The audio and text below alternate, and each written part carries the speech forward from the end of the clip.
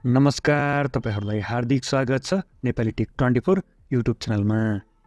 Vivoले भर्खरै नेपालमा लन्च गरेको छ आफ्नो mid range smartphone Vivo Y17s। आज हामी यसैको बारेमा कुरा गर्नेछौं र जान्नेछौं यसको फुल स्पेसिफिकेसन। आउनुहोस् भिडियो सुरु गरौँ।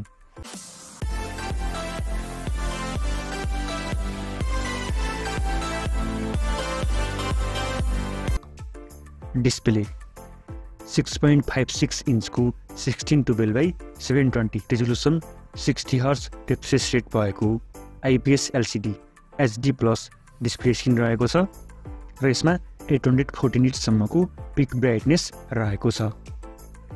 क्यामेरा यो फोन ड्युल सेटअप रियर क्यामेराको साथमा आउँदछ। यसमा प्राइमरी क्यामेरा 50 मेगापिक्सलको रहेको छ जसको एपरेचर f1.8 रहेको छ भने सेकेन्ड क्यामेरा 2 मेगापिक्सलको डेप्थ सेन्सर रहेको छ जसको एपरेचर f2.4 रहेको छ।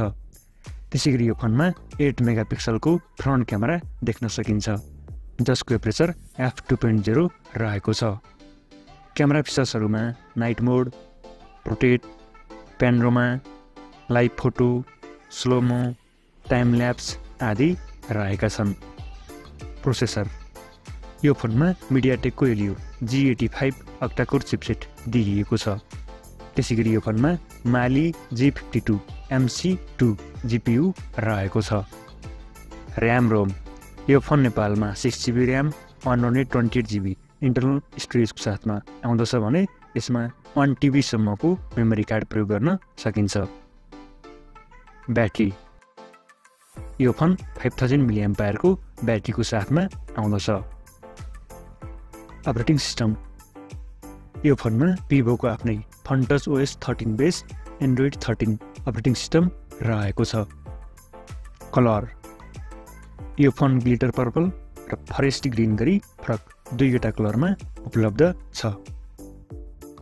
अन्य फिचर्सको कुरा गर्दा यो phone IP54 dust and splash resistant technology, side mounted fingerprint sensor आदिको साथमा आउँदछ र यो फोनमा accelerometer, ambient light sensor, e compass, proximity sensor, colour temperature sensor, motor, gyroscope आदि सेन्सरहरू पनि रहेका छन् र यसको नेपाली प्राइस 16,999 रुपैयाँ पर्दछ।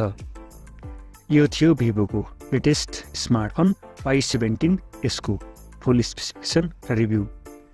तपाईहरुलाई भिडियो कस्तो लाग्यो?